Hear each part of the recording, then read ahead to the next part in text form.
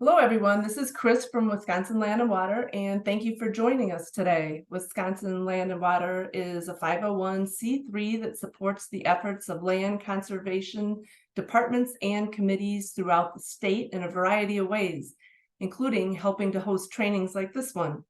Just a few notes before we begin. I'm recording this webinar, and it'll be posted on our website in the near future, and I'll also send you the link as well as a link to the evaluation as soon as it's available.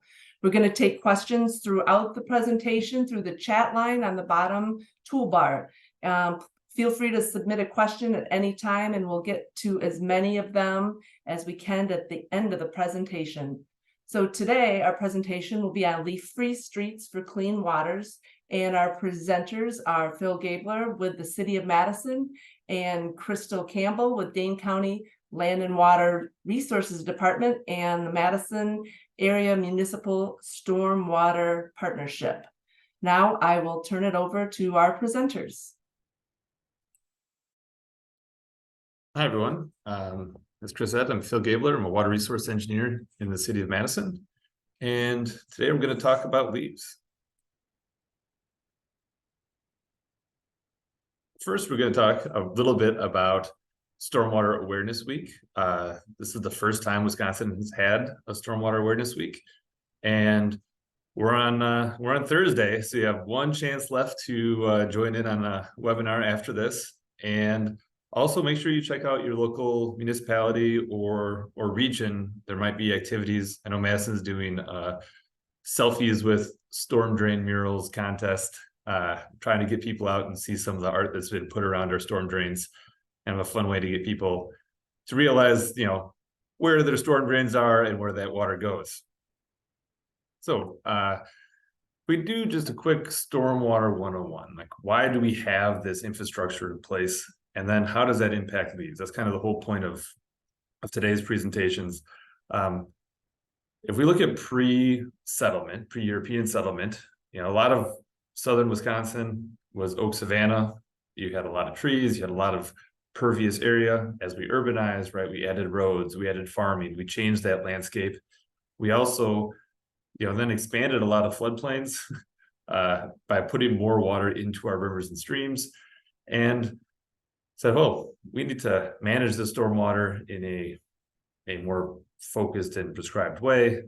The first thing people did was put in pipes, and some communities have a pipe that carries both stormwater and water from a home.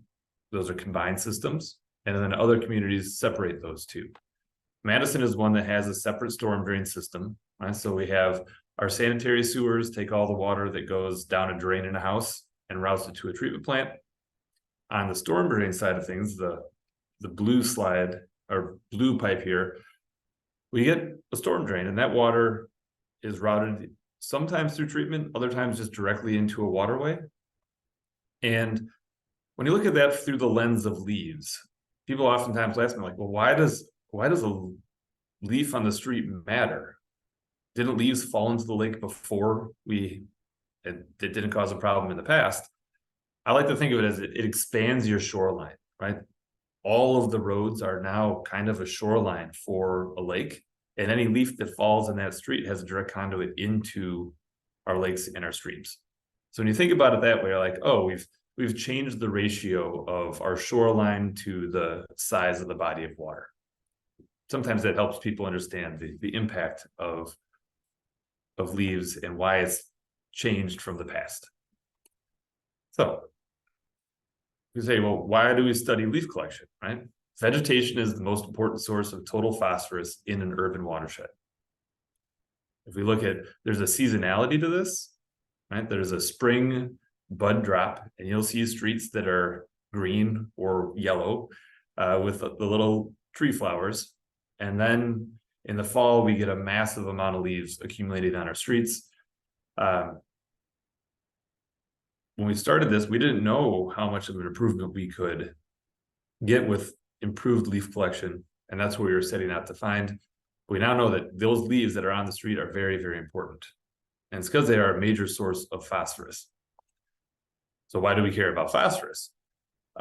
This is a map of the total maximum daily load region for the Rock River.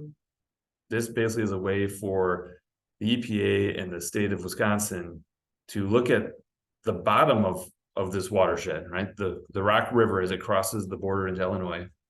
Said, well, if we want this to meet all of our goals, how much phosphorus can come into this river? And so they back calculated all the areas and said, all right, Madison, you're putting out too much phosphorus, and all these other communities, everyone in this watershed is putting too much phosphorus into the river. Said, well, let's reduce this by a numeric value. In Madison, that's about 75% above where we are already at. And they put a number on it. For Madison is about 10,000 pounds a year of reduction. And we have 20 years to reach that goal. Now, phosphorus is food for algae. Now, algae grows by consuming lots of nutrients, but in the freshwater systems of Wisconsin, it is usually the thing that runs out first. So if you add a bunch of phosphorus, all that phosphorus can get turned into algae. You have dangerous algae blooms, which are really a bacteria, blue-green algae. Here's a picture of blue-green algae on the Yahara River after it went through the dam, churned it up. It looked like somebody spilled blue paint in the river.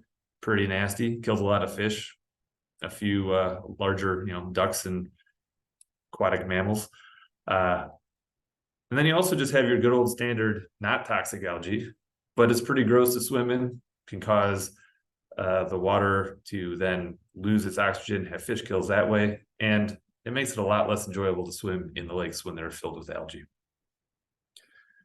So when we first started this, I thought that maybe we just had to keep the leaves out of the storm sewer. Let's just put bags everywhere. We can clean the bags out, not a problem. Well, that is not how the leaf on the street process works. What it does is it makes leaf tea.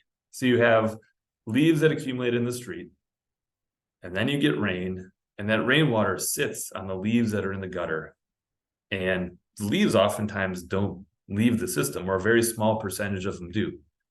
But they make tea, just like when you make tea to drink at home, and it's almost all dissolved phase phosphorus. Now, that's unfortunate because a lot of our stormwater treatment systems, our detention basins, right, they use settling. They want a particle to come into them, you slow the water down, you drop out the sediment, and when that happens, you capture sands and silts and some clays, but you don't capture the dissolved phase component, right? It's like if you pour sugar water through a filter or you let sugar water sit on your counter, the sugar doesn't drop out of solution, it's in solution. Same thing happens with this leaf tea. Capturing the dissolved phosphorus is pretty tricky. You can either infiltrate it into the soil, and if your soil isn't overloaded with phosphorus, it can bind to that soil. That's the rain garden in the upper left. You can use fancier filters. Minnesota's been doing some great research on putting about 5% iron filings into a sand filter. You then flow the stormwater through it. The iron will bind up that dissolved phase phosphorus, and you get, cleaner water coming out the bottom of a pipe out through the system. And then the other one is using an aluminum-based flocculant. The picture you see here are, 2 peanut butter jars with soil from my yard in it, shook it up. I added aluminum sulfate to the left, and the other one I just sat on the counter, kind of an experiment with my kids. If we zoom in close, you can see this aluminum sulfate, and many aluminum coagulants do this. They basically turn into this snowflake. It settles through, it's heavier, it's bigger, it binds, it's sticky, it grabs all these little particles out of the water, including the dissolved phase phosphorus. These systems are usually going to do something that was going to treat every storm. It adds a lot of complexity to your storm sewer system. It is pretty expensive. And there are, there's some concerns with adding a bunch of aluminum into our waters. The EPA recently came out with guidance. You've got to be careful when and where you're using this and make sure you're doing it right so that you get clean water, but wipe out all the good bugs that you want to have in it. Now, if we focus in on the studies that we've done in Madison, Madison came into this spending $2.3 million a year on our leaf collection. And we have 55,000 parcels in the city where we do leaf collection. We would take a ton of leaves out of our system, right? We do a kind of messy process where we push our leaves off the terrace with these little brooms, push them into the back of an old garbage truck, take them to our recycling facility. 2016, we got almost 16,000 tons of leaves out of the street. That's our average. We vary between that and about 18,000 tons of leaves a year. When you look at it, you're like, we took all this phosphorus out of the system, and then the DNR would look at it from that TMDL perspective and like, well, you don't get any credit. I'm like, well, that's a poor return on investment. So then we also had a lot of public skepticism that what we were doing was actually not being more harmful than good, right? Well, you take all these leaves, but you smear them all over the road. It's messy. I don't like it. You run up the terrace. You're doing more harm than good. So we set out to try to quantify what benefits we got from our current leaf collection practices, and then tried to explore options for improving that process. So if we go back to our original study, we've tried this in 3 different areas now, but this is the original one. We did what's called a paired basin study. And this is a very common practice when you have, you're studying something in a natural system. You take 2 drainage areas that are relatively similar, and you monitor the water quality at the end of the pipe on both of them, doing nothing. In this case, our do nothing was we let all the leaves that fell on the ground stay there. No leaf collection at all.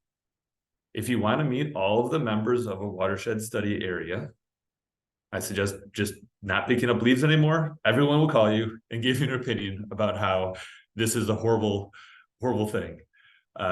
We've modified things a bit, but this is where we started. We made everybody angry.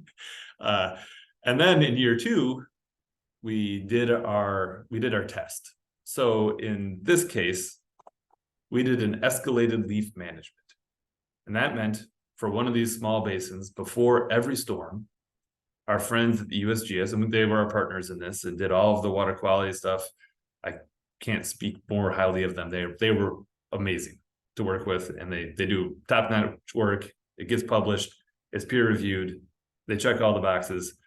If you have an opportunity to work with them, go for it. That comes with a price. They're not the cheapest, but you get what you pay for here, and it's good. So before every rainstorm, Nick and his helper here would go out and they would blow every leaf off of the street.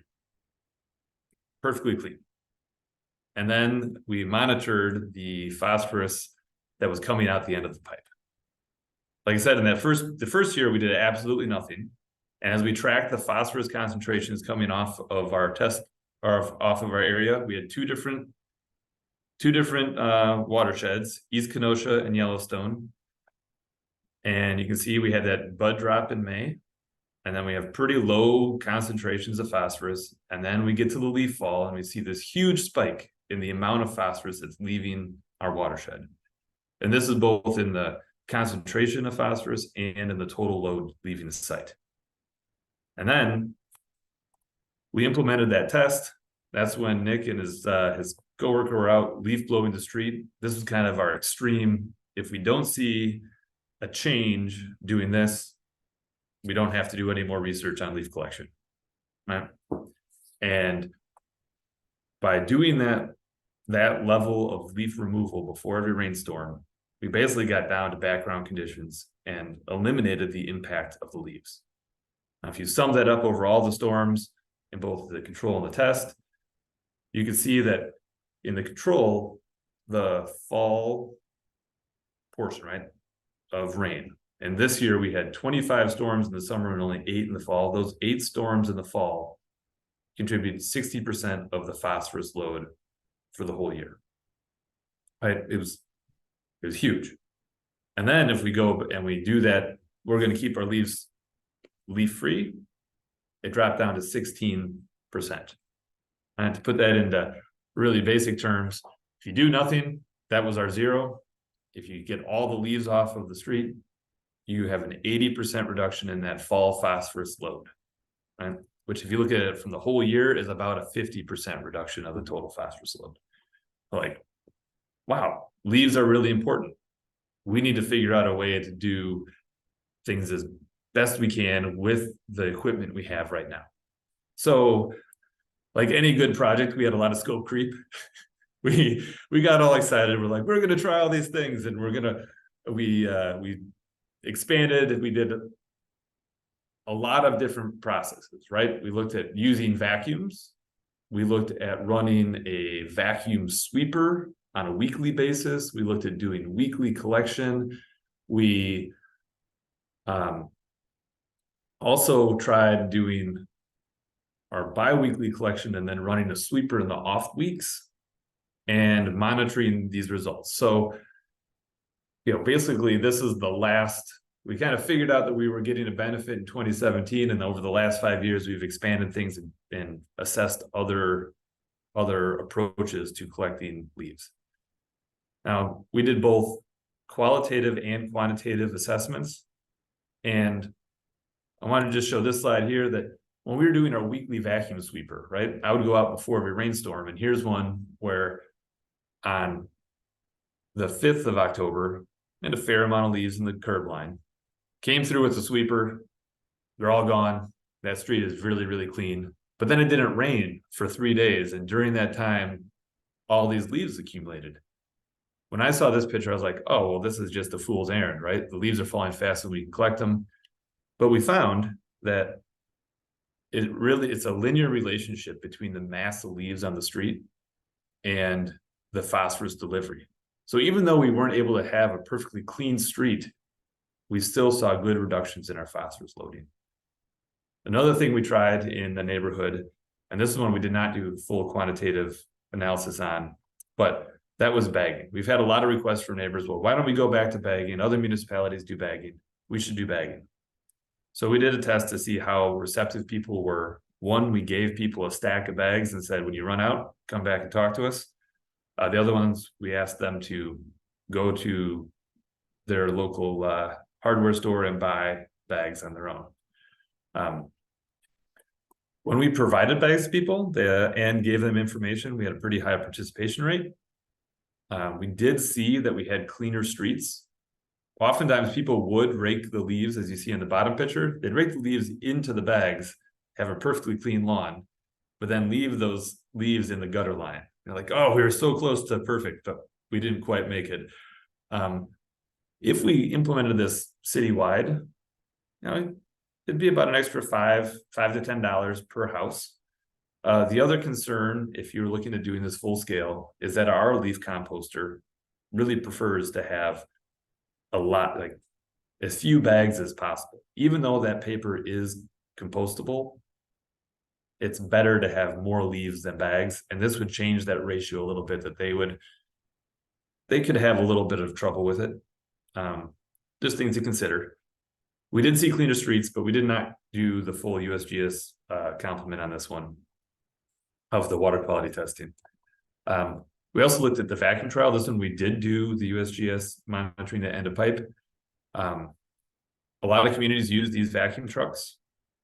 They do a nice job of sucking the leaves off of the terrace without damaging and rutting up the turf. The penalty, right? There's always a trade-off. Penalty is that they're kind of a one-trick vehicle, right? They only are used in the fall, and then they kind of sit around the rest of the year. They're expensive. I mean, you're driving a medium value home around about $200,000 to $300,000 per vacuum truck. For us, the biggest thing is that they're slow. They don't have as much room in the hopper. Could you make modifications? Maybe, but they operate slower than what we do right now. And when we compared the labor cost, it doubled the labor cost compared to what we're doing right now. So looked at a few different things, talked about all these different monitoring things we did. Just to reiterate, like if we look at we had our transfer method, that's when we're pushing things on the street. The vacuum is that vacuum truck I just showed. The frequency of collection, we either did weekly or bi-weekly collection. And then we followed that up with a street sweeper within 24 hours. And that was either, using a mechanical sweeper, that regenerative air sweeper, which is very similar to a vacuum sweeper vehicle. And then we gave them all these different little title code names. If you look at that total phosphorus reduction, over here on the left, the maximum, that is when we were out there with a leaf blower. We've removed every leaf from the street before every rainstorm. 84% reduction in your total phosphorus load. Madison standard operating procedure, we collected leaves every other week. We followed them up with a mechanical sweeper. So every 2 weeks, we cleaned up the leaf mess on the street and got leaves off the terrace. If I would have had to bet on the beginning, I would have said that we were going to get 0 reduction here. But we won, and it worked out better than I'd hoped, and we got a 40% reduction in our phosphorus load, which is, I was pretty happy. We then tried that standard operating procedure plus a weekly vacuum sweeper, and we got an extra 20% of our phosphorus capture. And that's very similar to, we did weekly vacuum sweeping as well, just kind of as a standalone, and that got us 60%. Or no, the weekly vacuum collection, right? So that was where we're using that vacuum thing that had the double operational costs. And these reductions also correlated to the dissolved phase phosphorus being reduced. For us, is a really strong signature that we are fixing a problem that was directly associated with leaves, right? If we had a strong particulate reduction, but not a dissolved phase reduction, we would have been concerned that what we were really doing was actually just sucking up extra sediment that was on the street. And it's not just that leaf tea problem that we were solving. But the second slide here with that dissolved phase reduction really shows that we are fixing the leaf problem with these alternative methods. But kind of summarize these impacts on total phosphorus, right? We have our bookends again. All the leaves stay, we're at 0. We clean up everything, we're at 80%. Madison's bi-weekly cleaning and following with mechanical sweeper gives you 40. Bi-weekly cleaning plus a vacuum sweeper every week gets you 60. And then the last 3 years, we've been doing a study where if you did weekly mechanical sweeping, what would you get? And the results are still preliminary, but I'm going to spill the beans a bit. And that got us right at 50%, which kind of checks out. I will say that one thing you have to be careful of when you're doing these studies out in the real world, the rain doesn't always cooperate. Our last 3 years have been pretty dry in the fall, and you need to have enough rainstorms to make all the statistics work out. I'll let the USGS present on the statistics a different day. So kind of a summary for my slides.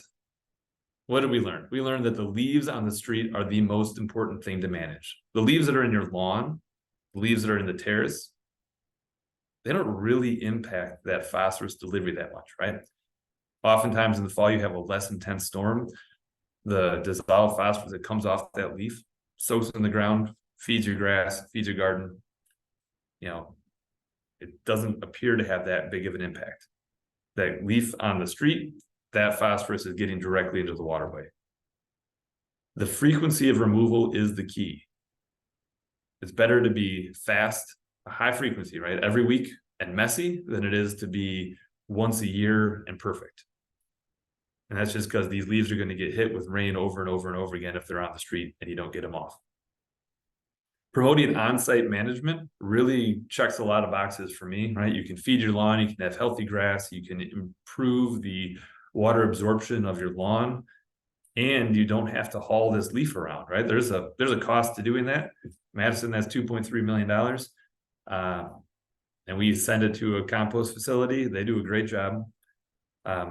If you don't have a leaf collection program and you're looking at adding this into your system, or championing for this as a resident, you need to make sure you have a well-managed compost facility. And having a compost facility that's going to be in your watershed in an area that could then just leach that phosphorus you spent all this time, money, and effort removing from your urban setting and having it go back in your waterways doesn't do a lot of good. So make sure there's, do your site visits, check those boxes, and make sure that you're getting a well-managed compost facility.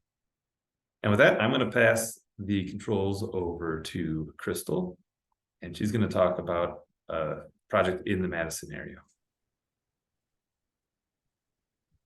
Thanks, Phil. Let's see, hopefully I think I have controls. We'll see if I can actually click through. Okay, thank you. So again, my name is Christal Campbell. I am the Stormwater Education Coordinator for the Dane County Land and Water Resources Department and also the Madison Area Municipal Stormwater Partnership. I just want to take a couple seconds to give you a little background on what we refer to as MAM swap, which is a mouthful, but you'll hear me refer to it as MAM swap here in this presentation. It's just a group of municipalities, so kind of like a stormwater collaborative. There's several throughout the state. This is no different here in the Dane County area. We're about 21 municipalities strong, and we all fall under the same stormwater discharge permit.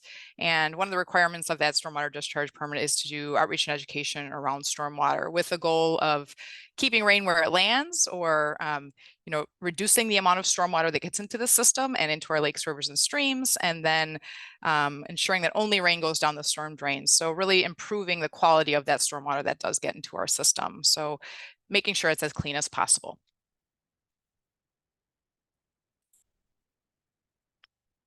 All right, let's see if it works. We were having some issues with this before. Okay. So the results of the study that Phil just shared with us are pretty impressive, and that those results are being used by municipalities throughout the state now to kind of refine their leaf management efforts, if they have leaf collection or what they do with their leaves. And they can make all these improvements, and like Phil was talking about, it's, there's no way that a municipality can get out before every storm and clear those streets and give it kind of that gold standard cleaning that the USGS gave it. So it would cost way too much money, and there's just no way for us to rely on our municipalities to do that. So fortunately, this is a great opportunity for a community engagement program and to get residents on board. So this is it's great because it doesn't take much time. It's something that they can do in front of, like, right at their home. And it's a very specific request that we're asking of them. So, remove these street leaves before the rain is what we're talking about. And this isn't really new to us in the Dane County area. We've been talking about leaves for a long time. But from an outreach perspective, because of the results of this study, we really refined our message quite a bit and changed gears a little bit. So before I started, we had a program called Love Your Lakes, or a campaign called Love Your Lakes, Don't Leaf Them. And really the main message of that was, let's keep the leaves out of the street. And it focused a lot on, on-site management of leaves, which we still want to promote. We want to promote composting, mulching your leaves into your lawn, whatever you can do on site to manage those leaves. That's great. And then those that do need to be removed, if you have on-site or leaf collection in your community, the focus of that campaign was a little bit more on make sure that whatever those leaves are that you're trying to, put on the side or put on your terrace, make sure that they don't end up in the street. Let's keep those leaves on the terrace. So the terrace is kind of that area between the street and the sidewalk. Let's keep them on that terrace and make sure that they don't fall into the street, or worse, please don't push them into the street like that picture on the left. So that was kind of the message with Love Your Lakes, Don't Leaf Them. And after hearing this research and the results of this research, we really wanted to hone in on a specific action that we are asking people to do. So now it kind of changed to, please remove those leaves that are on the street before the rain. So, in a timely fashion. So only when there's rain. If there's no rain, we don't care if those leaves are on the street. They're not going to do any harm. So this is, might happen there might be significant rainfalls, maybe up to 7 times between prime leaf fall season. So when we're talking prime leaf fall season, we're talking October 1st through about November 30th. So we're not asking for people to be out there constantly. We're not asking them to be out there before, little rainfalls. We're just looking for people to remove those leaves before a significant rainfall from the street. And that's kind of hard for people to understand, because in certain areas we have these road trees, these large trees that are up against the street. Those aren't their leaves necessarily. The leaves that fall into the street, nobody really takes ownership of those. And now we want people to kind of take ownership of those. We want them to remove those leaves from the street, not necessarily just keep the leaves from your property out of the street.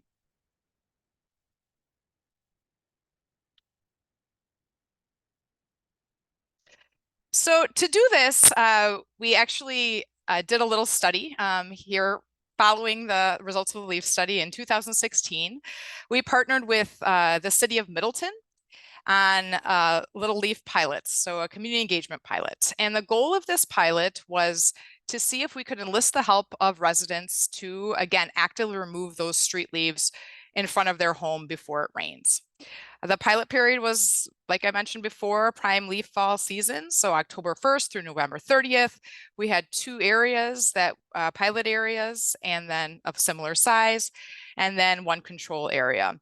And we partnered with the city of Middleton and also the Friends of Pheasant Branch on this. So they helped tremendously, not only getting the word out to our pilot participants, but also helped us with some observational studies as well.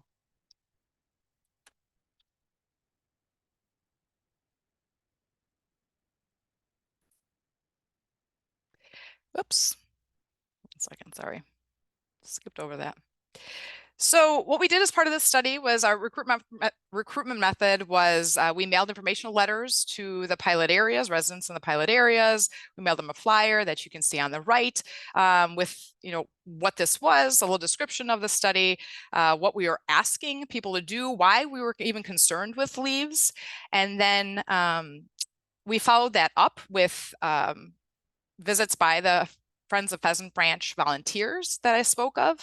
They went door to door in those pilot areas and asked people to participate in the study, answered any questions they had. If they couldn't reach them, then they would leave some information with them to read.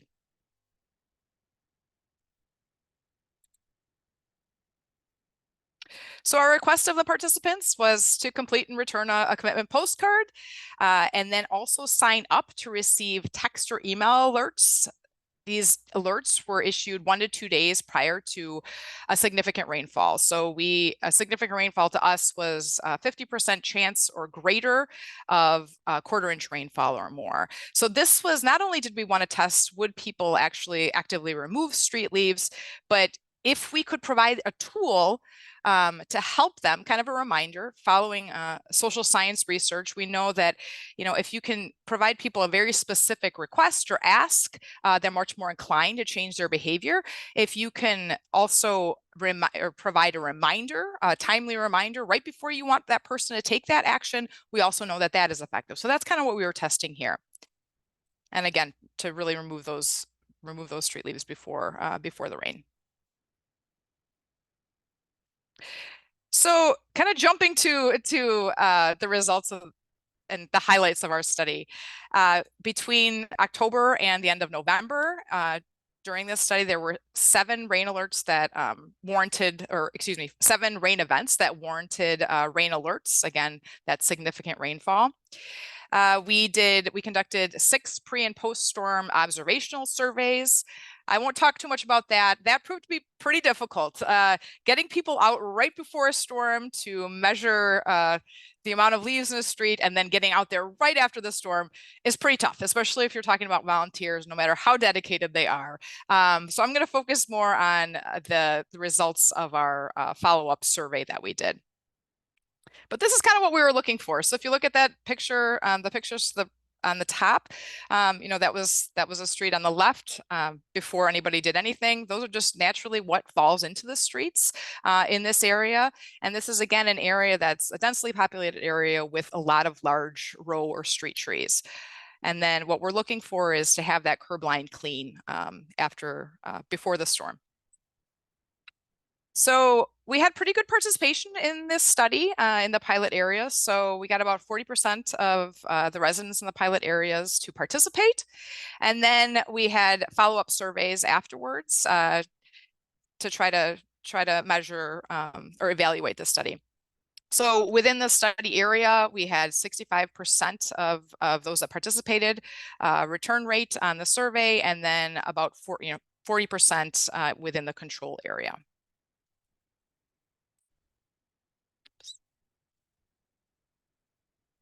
So I'm going to jump right into some things that came out of that survey, some key survey questions and results. So one of the things we asked our participants was, what's the main reason that you signed up to participate in this survey? What was the motivating factor? And for the most part, it was really, they were concerned about the quality of the waters of our lakes, rivers, and streams, and that they also really just like to participate in projects or programs that help benefit their local community. So I bring this up because I think this is important information, not only for a LEAF study or for our program, but for any type of community engagement program. See what kind of motivates people. Another question we asked was, we wanted to know that if, before the pilot, did you actively remove street leaves from the street in the fall?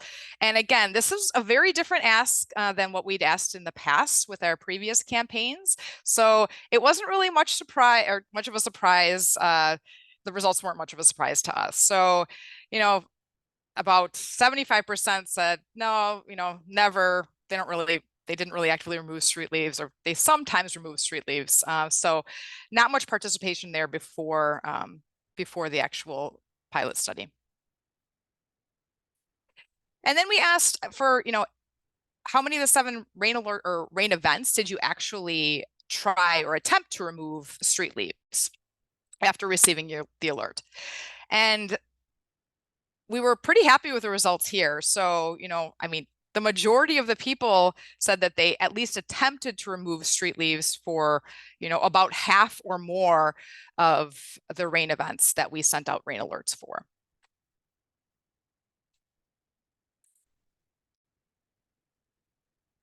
And then again, remember, we were also, one of the things we wanted to know was, how useful were these rain alerts? Is this helping you to take action? Is this a good tool? So again, the results of this were overwhelmingly positive. 100% said they were at least somewhat useful or very useful.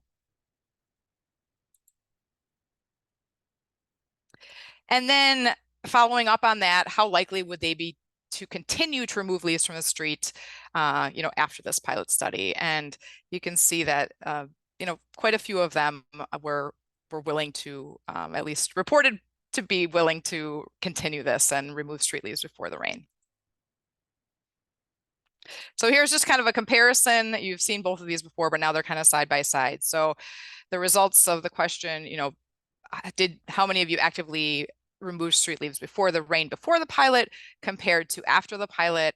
And I kind of want you to look at the greenish colored pie pieces. So before, we were at what, 26%, and then after, we had about 96% of the people said that yes, they're likely to continue doing this, or somewhat likely to continue doing this.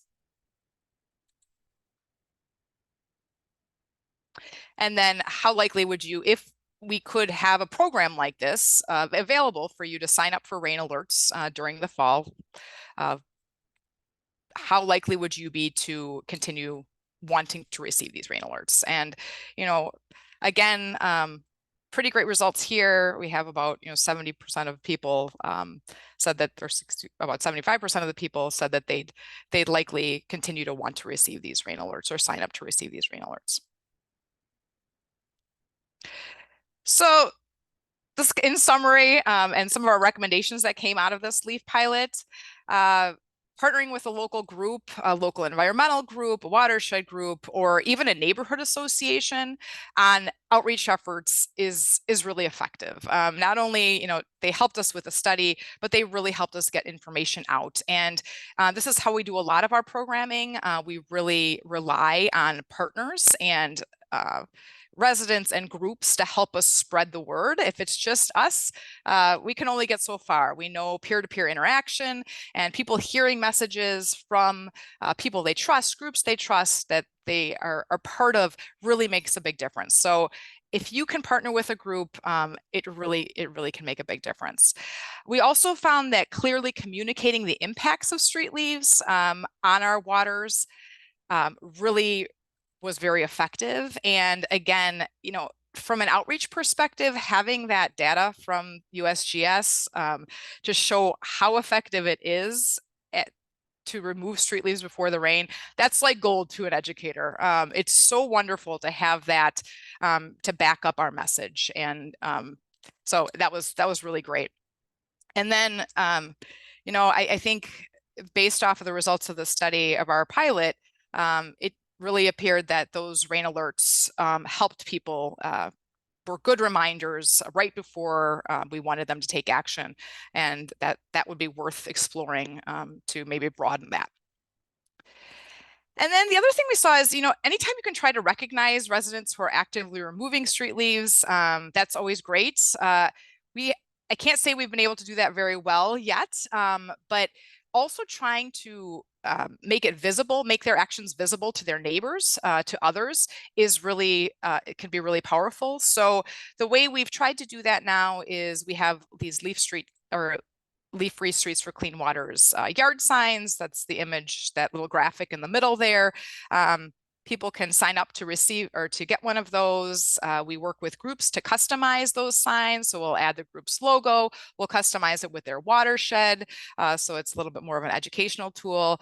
So not only does that, you know, kind of capture the attention of people that are walking by, biking by, but it also, you know, it kind of holds that person accountable that has that out in their yard, that they are, you know, in fact, removing street leaves before the rain.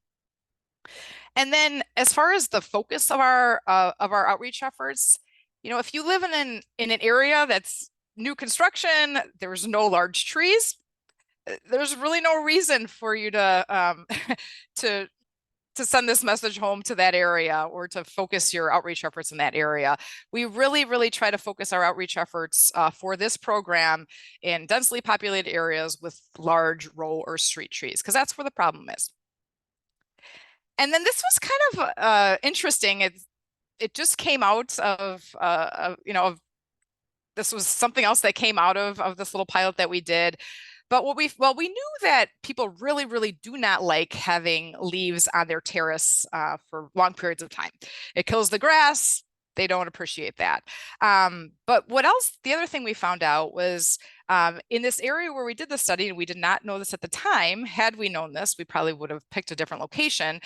This was an area where a lot of high schoolers park. So it was really difficult both for the residents to get the street leaves out of the street, because there were cars parked there a lot of times.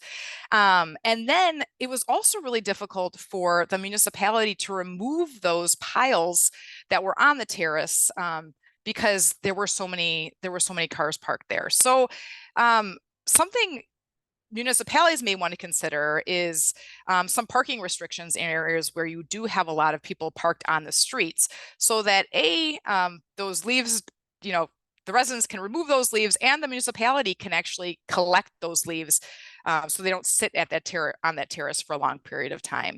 And that picture on the bottom is from Madison, and you know, this is an area that they've been targeting for street leaf collection, and they actually have some parking restrictions now in this area where on Tuesdays from 8 to noon, that's the time when they're going to collect those leaves, and they know that that street will be clear. I don't know if you want to share any other information about that, Phil.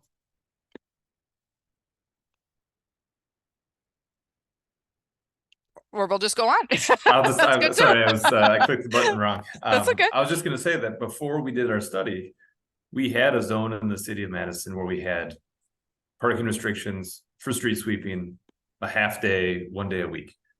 but it ended on November 1st. And after we did the study, we're like, I think that might be the worst possible time we could have picked to end our parking restrictions, because now we have all these phosphorus laden leaves that are on the street and the street sweeper can't get to the curb. So we just made that restriction year round.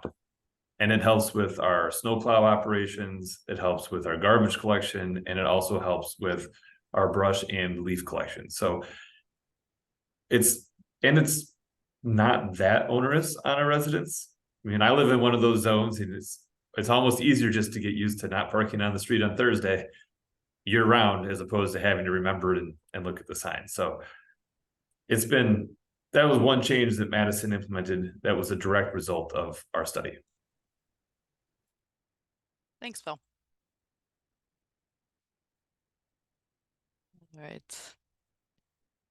There it is. So now that we had all this information, we both had the research that Phil talked about.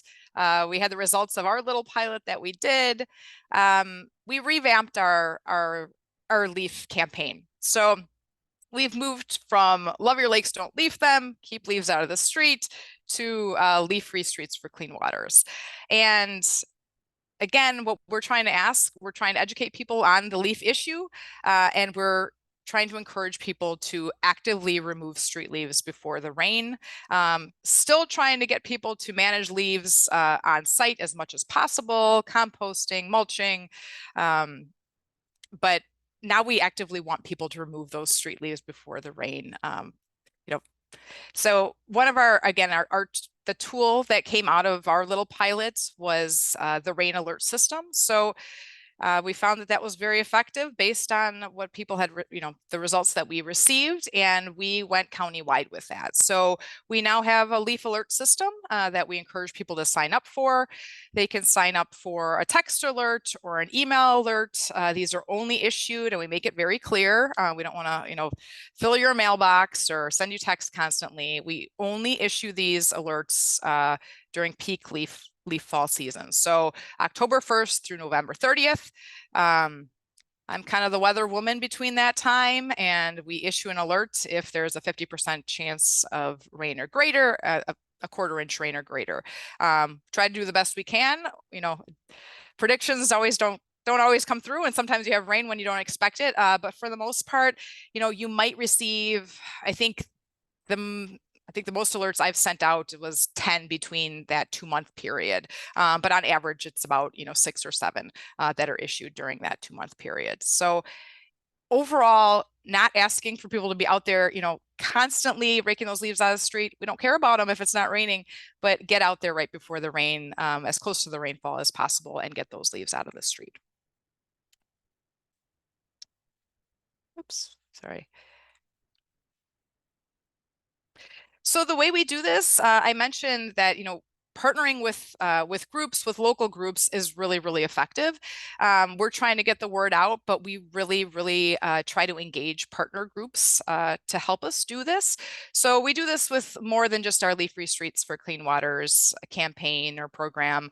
We do this with other programs, but we create these partner toolkits. So resources that partners can use to make it as easy as possible for them to share the information and get people to change behavior. So that's always our goal, is behavior change. This is our partner toolkit website, or an image of our partner toolkit website on the left.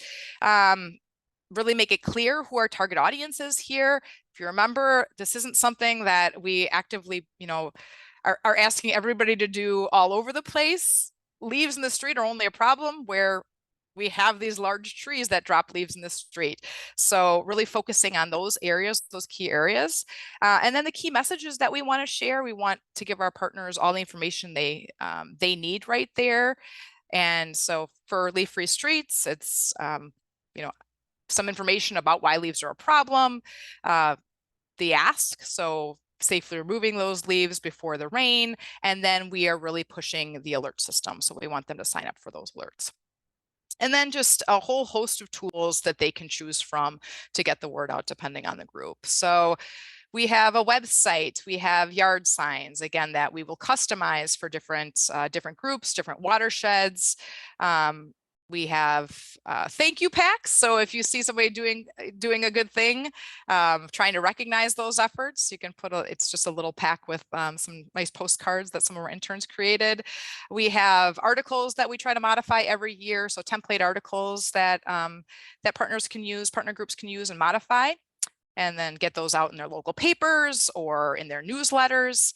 We have flyers, we have door hangers, and we also create sample social media posts, or people can just, you know, share directly from our site. So if you look kind of towards the right side, those are just a host of or the collection of our different outreach tools. So our flyers, they're up on the left, and then those 3 images are some of our social media posts.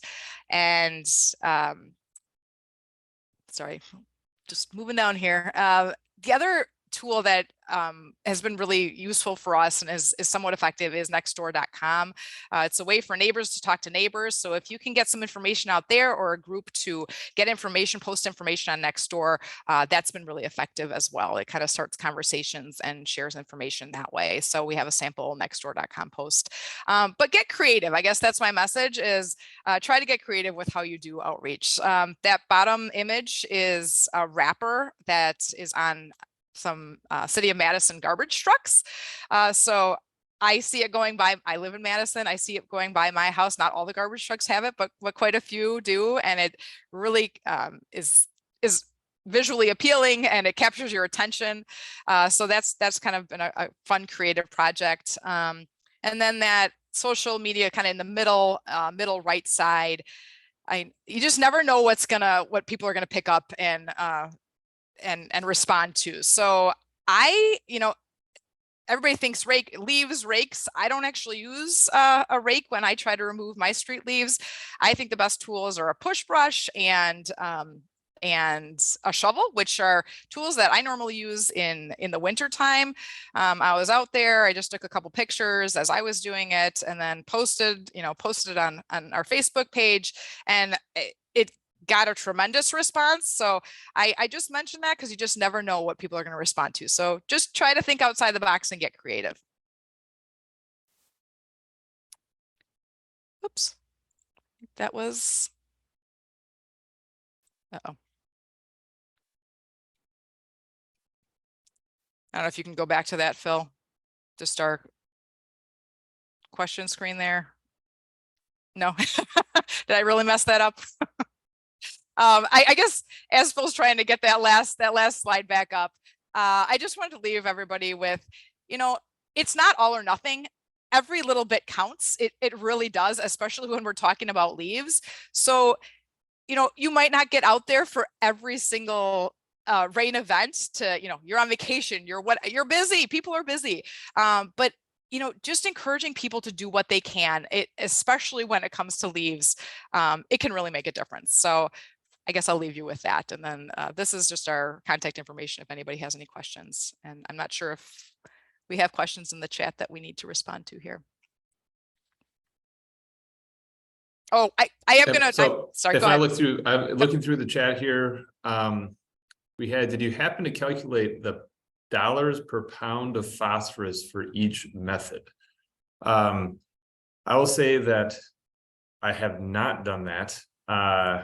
There's a couple of reasons. One, we have seen an in watershed percent reduction that is significant, but the phosphorus loading per watershed has been dramatically different, and we are not sure why that is. When you look at the literature on leaves, different species have different phosphorus delivery, and there's an order of magnitude, right? It goes from 36 to almost 350 milligrams per liter per kilogram of leaves, right? There's a huge spread. But the canopy makeup, we've looked at the canopy makeup and it doesn't seem to correlate. There's likely some other sources that are causing some trees to have more phosphorus than others. With that noise, we didn't go through and actually calculate per pound. I tried to make the case for buying street sweepers through the phosphorus grab, and I think it makes sense to do. But if, let's say on average, you're getting 1.5 pounds of phosphorus per acre. You have 3 acres per house, right? So you get 0.33 pounds of phosphorus in a season by raking your leaves in front of a house or by improving it. If you get 50% of that, but you're in small pounds of phosphorus, but it doesn't, the additional cost to run a sweeper weekly, I mean, you can kind of figure that out. I have not done it. The next question we had here was comment on residents that continue to rake all leaves to gutter and not leave any on the terrace. I'll comment, Madison has an ordinance against that. It is a $50 fine. As many of the ordinances in municipalities, they are complaint driven. So people can get a visit from building inspection and get a citation. We definitely are trying to lead with a carrot instead of the stick on this one and let people understand that there are ramifications of doing so. In our study area, we did not cite anyone for breaking leaves into the street because they were all a little bit riled up about the lack of collection one year. So we gave people a pass if they were pushing leaves in the street, but we did educate them. So another question, did you ask residents to remove leaves all the way out to street center line or just from the gutter? The ask is to remove all the leaves from the street. Usually the cars do a pretty good job of blowing them to the gutter line for us. I've walked many curb lines and there are no leaves in the drive lanes and there's a huge pile in the gutter or gutter extended. So the cars, if you have enough traffic, tend to do that for us. Christal, this one's for you. Are the partner toolkits available to all municipalities? Well, they're on our website, so you can go ahead and take a look. If you go to ripple-effects.com, you should be able to find them there. There's a tab on the top for partner outreach or partner tools. So you should be able to find them there. So feel free to grab and steal from there. And then our last question was, can you use a rake to keep gutter clean or should you use a broom as shown? I think this is choose your own adventure for the leaf removers. Do what works for you, right? I don't think you need to go out and buy a broom. You can try both. You might want to use both. You might want to use a rake to start and then a broom to clean it up at the end. I know my neighbor uses his leaf blower. He's got a battery powered leaf blower and he just blows them down and then up his driveway apron. So that seems to work as well. I know there's leaf vacuums that have a bag attachment. You basically run your leaf blower backwards. I have not tried that.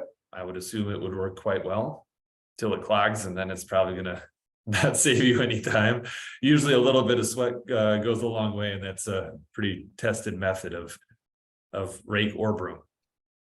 But at the end of the day, you just want to get as many leaves out of the street as possible. And they're much easier to move when they're dry. So try to do it before it starts raining, because once it rains, they get sticky. And it kind of depends on what species of leaves are falling into your street too. I know I have little locust leaves, and so those are really hard for me to remove with a rake. I think that's why I've moved towards the broom and the shovel. So for me, that's what works. But if you have large dry leaves, again, it is a lot easier to remove those leaves when they're dry. And I mean, that's kind of the goal, right? If it's rained already or if they get wet, they're leaching some of that phosphorus. So really trying to get those out of there before there's any rain. All right, I think we answered all the questions that were asked in the chat. If there's any more that came through, Chris, let us know. Okay, thank you so much, Phil and Christal. I'll be sending out an evaluation link along with a link to the recording for all of those who's registered for this webinar. And thank you all for attending. I hope everyone has a great day. Goodbye, everybody. Bye. Thank